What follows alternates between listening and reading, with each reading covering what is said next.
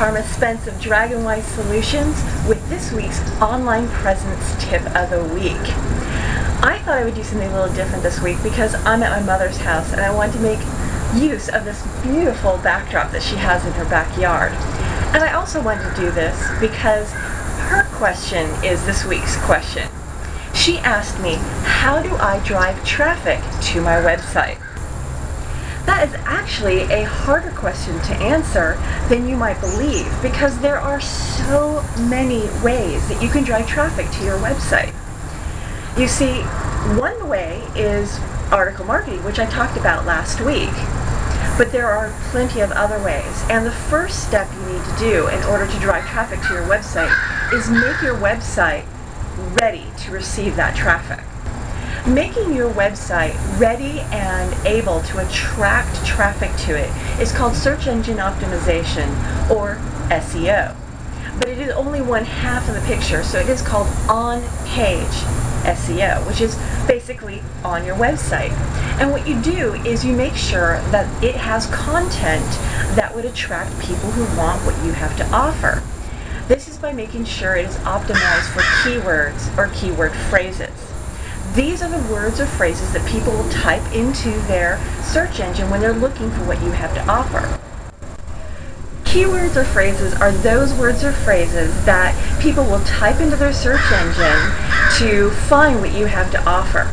These keywords or phrases can include your name, the name of your business, what your business has to offer, or other words that related to what you do. So, if you're a caterer in Katati, caterer in Katati is a really good search word phrase to use for your website. Basically, you're going to need to do some keyword research, and you can do this quite easily and for free using, say, Google's keyword research tool, or the one that I use at SEObook.com. Other ways you can drive traffic to your website include, like I said earlier, article marketing, which I covered in last week's tip. Social networking can drive traffic to your website. So maintaining a presence on Twitter or Facebook can actually drive traffic to your website.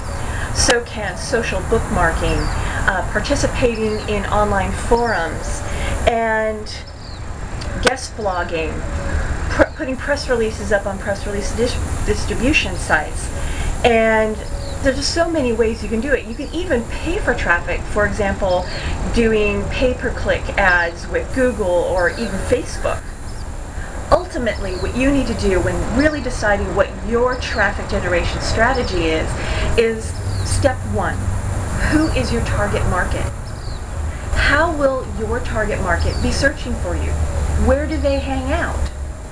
Once you know the answers to those questions, you can go to where they hang out and make sure that links to your website get seen by them. I hope today's tip was at least somewhat helpful in getting you started in your research on how to drive traffic to your website.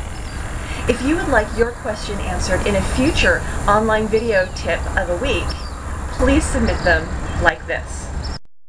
You can get your question about online presence answered in a future video tip by doing any of the following. You can post a comment below, you can submit a video response to this video, or you can leave me a voicemail message at 815-642-4092. See you next week. This is Karma Spence of Dragonwise Solutions with this week's online presence tip of the week.